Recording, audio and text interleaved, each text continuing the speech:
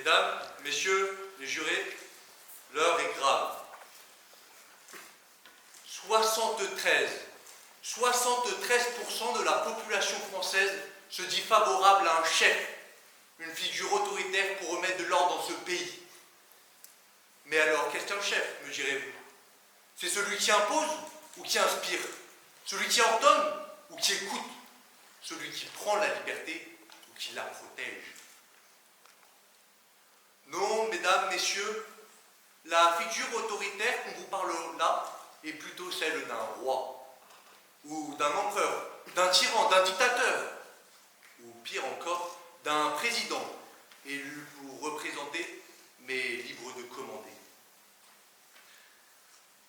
Nous avons sûrement trop de liberté pour ainsi se comporter, mais peut-on vraiment la compter, en avoir en quantité? La liberté serait-elle comme de l'argent qu'on vole, qu'on pille, qu'on prend? Remarquez, les nations qui en ont le plus actuellement sont souvent celles qui en ont le plus volé auparavant. Dérobées aux colonies, le prenant sans partage, sans merci.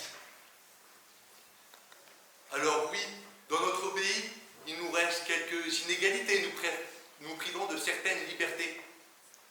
Les femmes sont privées de certains droits, mais ce ne sont que broutilles. Regardez ce soir, 11 présentations et qu'une seule fille. Alors nous les 27% restants, nous croyons encore en la liberté. Benjamin Franklin disait ceci: un peuple prêt à sacrifier un peu de liberté pour un peu de sécurité ne mérite ni l'un ni l'autre.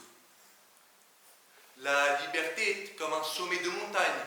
Tout le monde peut y accéder, il ne suffit que de volonté. Et si votre corps, lui, trop fatigué pour monter, demandez à votre âme. Elle tracera le chemin escarpé. Car oui, la montagne est inatteignable pour l'homme, mais certainement pas pour l'âme. Une fois arrivé au sommet, vous tenez enfin la liberté entre vos mains. Mais celle-ci devient du sable, vous glisse entre les doigts. Vous avez envie de lui crier « Reviens !» Et là, levant les yeux, vous voyez devant vous une montagne encore plus grande. Car oui, de la liberté, on n'en a jamais assez. Mais de laquelle parle-t-on au juste? De la liberté de penser, de s'exprimer, de conscience, de travailler, d'éducation? En tout cas, je me rappelle de M. Dumont, mon professeur de philosophie, qui m'a enseigné ceci. La liberté est la faculté de choisir, qui repose sur l'intelligence et la volonté. Mais si c'était vraiment le cas, si celle-ci était fonction de nos capacités, une question me chagrine. Les gazards ne sont-ils pas libres? Non, monsieur Dumont, Kant n'avait pas raison. L'homme le plus dénué de sens est parfois l'homme le plus libre. Mais alors, si la quête de liberté est infinie, qu'avons-nous à défendre? Je vous le demande.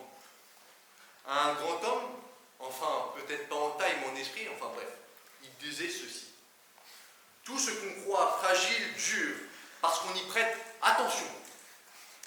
Tout ce qu'on croit certain est établi se casse parce qu'on n'y met pas l'intention et l'énergie. Le secret, c'est de comprendre que tout est fragile. Alors oui, comme le disait si bien Nicolas Sarkozy, la liberté est fragile, mais c'est là sa force. Après cette citation, cher public, je peux comprendre que vous soyez surpris. 4 minutes que je vous parle et vous pensiez sûrement que j'étais progressiste. Oh non, moi, vous savez, comme la liberté, je ne suis pas politisé, ni de gauche ni de droite, simplement un fleuve qui suit le courant de l'humanité. Ce soir, cher public, j'ai une confidence à vous faire. Les arts et métiers de Cluny n'étaient pas mon premier choix. Je suis venu ici pour fuir un amour perdu, fuir un passé qui me pesait. Enfin, c'est ce que je croyais. Car fuir, c'est de la lâcheté. Ce n'est pas un choix, c'est une contrainte. Non, moi je ne me suis pas enfui, je me suis libéré. Ironique, n'est-ce pas? Moi qui cherchais à respirer, me voilà enfermé entre ces murs millénaires, cloîtré dans cette abbaye de pierre austère. Et pourtant, je n'ai jamais été aussi libre. décrit souvent cette école, vestige d'un passé, un endroit où on s'oublie, un endroit où on est maltraité. Enfin, si nous croyons les journaux, les médias, les récits. Mais moi, je vous le dis, la vie à Cluny est bien plus belle qu'on ne le croit. Parce qu'ici, la liberté n'est pas dans le bruit de la ville ou dans les grands boulevards. Non, elle est dans l'histoire. Chantons, chantons, amis, la sainte liberté. Le lien qui nous unit, c'est la fraternité. Alors, après cette présentation, ne vous demandez pas si vous êtes libre ou non. Non, mais plutôt comment. Car elle n'attend ni serment, ni discours. Elle ne se décrète pas, elle se vit. Elle est en chacun d'entre vous. Et si celle-ci était un bien physique, en quantité finie, moi qui en ai plein ce soir, je vous en offre en guise de merci.